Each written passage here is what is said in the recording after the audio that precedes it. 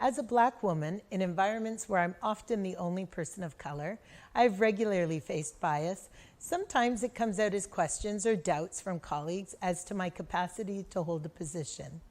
Knowing I will encounter these challenges, I do my homework in advance to be able to clearly convey my perspective and experience, what I'll bring to the table that is different from the usual candidate.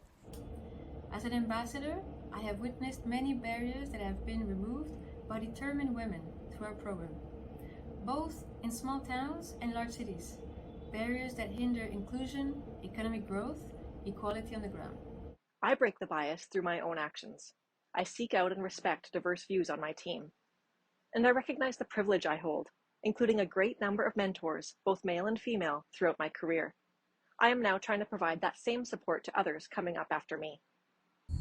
I've had support to overcome bias from family, friends, and colleagues who've supported me when I've wanted to take on new challenges and encouraged me to speak up and take my place at the decision-making table. I've been at the department 28 years, and yes, in that span of time, I have witnessed explicit and unconscious bias. I have not experienced this directly myself. The department has taken many positive and sincere steps to combat bias, and I find them very encouraging. I have been made to feel like I don't belong in this position.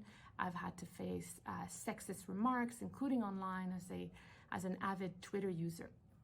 So how do I face this? Well, one is to work hard to show why I'm actually here. Two is to work on my self-confidence, which is a challenge for anyone.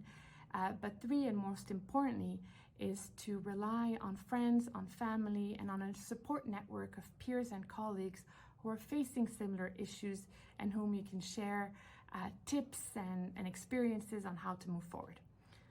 Like far too many women, throughout my career, I have faced both explicit and implicit biases from those around me.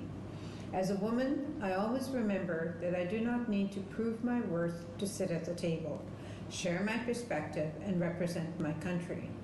My seat is the result of hard work and a reflection of my competence as an individual, and this is a sentiment I share with other women as I invite them to sit at the table as well.